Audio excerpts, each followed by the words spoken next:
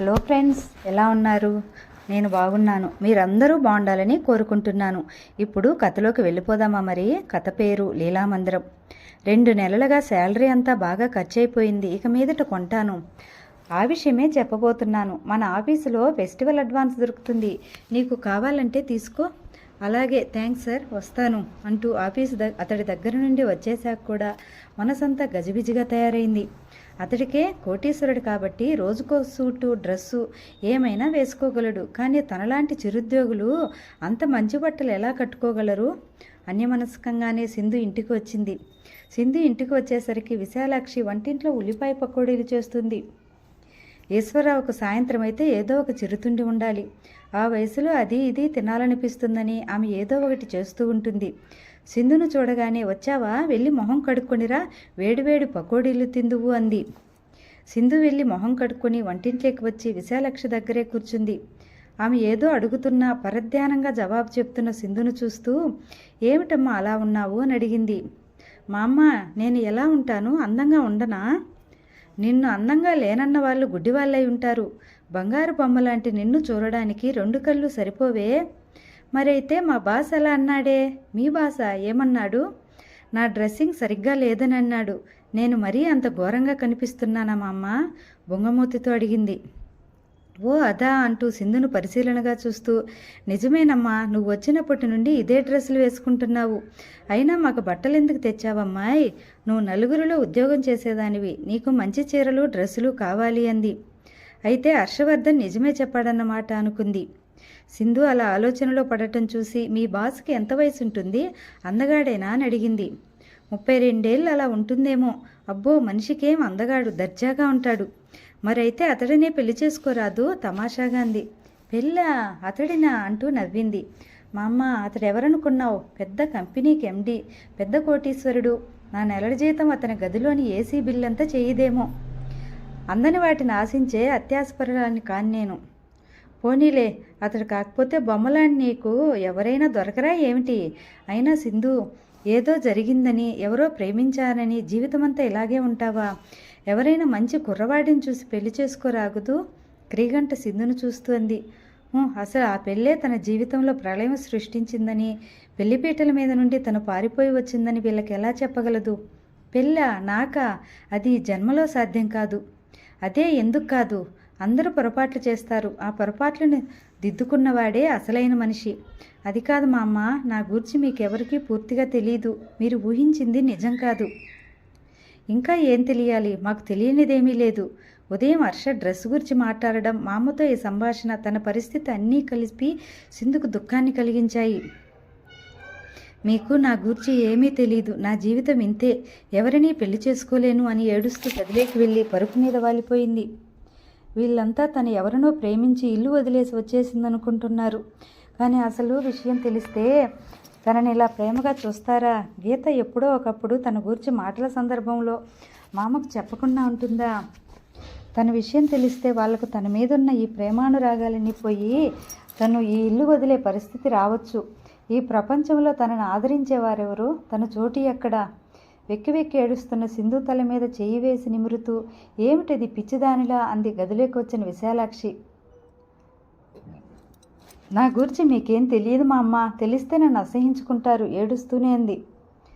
నిన్ను అసహించుకోవడమా? ఎందుకు? నువ్వేం తప్పు చేశావని? తప్పు చేసిన ఆ పెద్ద మనిషి ఆకాష్ బాగానే ఉంటాడు. శిక్ష మాత్రం నీకా?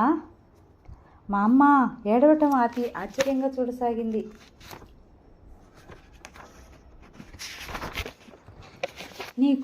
నీకు ఆకాష్ గురించి ఎలా తెలుసు? నాకు అంతా తెలుసు. నువ్వు గీత దగ్గరకు వచ్చిన కొత్తలోనే గీత నీ గురించి నాకు అంతా చెప్పింది. ఇంత చిన్నపిల్లవు, నీకు జరిగిన అన్యాయానికి నేను మీ తాతగారు చాలా బాధపడ్డాం. నా మనవరాలు ఒక మగవాడిని ప్రేమించి వాడిని నమ్మి నాశనమైపోయింది. నువ్వు అలాంటి మగవాడిని నమ్మి మరో విధంగా మోసగింపబడ్డావు. అన్యాయం అయిన ప్రతి ఆడపిల్ల వెనుక ఒక మగవాడు తప్పకుండా ఉంటాడమ్మా. నిన్ను అర్థం చేసుకోవాల్సిన మీ అమ్మ నాన్న ఆకాష్ లాంటి నీచుడికే నిన్ను ఇచ్చి పెళ్లి చేయాలనుకోవడం అమానుషం. వాడు నిన్ను ప్రేమించడం వాడి హక్కు అయితే, వాడిని నువ్వు ఇష్టపడకపోవడం నీకున్న హక్కు. దాన్ని కాదనటానికి వాడెవడు?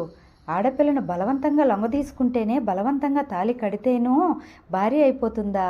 అలాంటి ఎదవల్ని ఏం చేసినా పాపం లేదు. అలాగే చూడసాగింది సింధు. తన తల్లిదండ్రులు ఈ తరం వాళ్ళైనా వాళ్ళలో ఏమాత్రం అర్థం చేసుకునే సంస్కారం లేకపోయింది.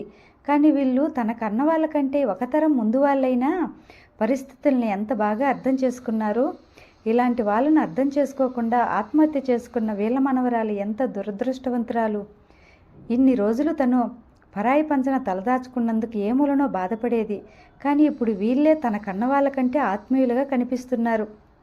ఏమిటలా చూస్తున్నావు? మా ఇంట్లో ఉండగా నీకు ఎలాంటి కష్టము రానివ్వము. మా మనవరాలు చనిపోయాక మా ఆస్తి డబ్బులు అనుభవించాలనే స్వార్థంతో ఎంతోమంది బంధువులు రాబంధువుల్లా మా చుట్టూ తిరిగారు. వాళ్ళ వలన మనశ్శాంతి లేకపోగా నేను మీ తాతగారు మానసికంగా ఎంతో కృంగిపోయాము. అందుకే బంధువులను అందరినీ వెళ్ళగొట్టాము. ఆశలు లేక ఏ ఆధారాలు లేక జీవోత్సవాల్లా బతుకులీడుస్తున్న మాకు నువ్వు ఆధారమయ్యావు. నువ్వు వచ్చాక మా జీవితాల్లోకి వెలుగు వచ్చినట్లయింది. ఇది ఏ జన్మలోని బంధమో. ఇప్పుడు నిన్ను విడిచి మేము బతకలేమేమో అనిపిస్తుంది. మా దగ్గర ఉండగా ఏ ఎదవ కూడా నీ వైపు కన్నెత్తి చూడలేడు. అయినా ఒక వెధవ ఏదో చేశాడని నీ జీవితాన్ని నాశనం చేసుకుంటావా? అదంతా మర్చిపోయి మంచి మనసున్నవాడిని పెళ్లి చేసుకునేలా మేము చూస్తాము. మా అమ్మ అంటూ ఆమె ఒడిలో వాలిపోయింది సింధు. ఆమె అలా ధైర్యం చెప్తుంటే మానసికంగా ఎంతో బలం వచ్చినట్లయింది. తన సీట్లో కంప్యూటర్ ముందు కూర్చుని సీరియస్గా ప్రోగ్రాం చూస్తున్న సింధు టేబుల్ మీద ఫోన్ మోగడంతో ఫోన్ తీసి హలో అంది.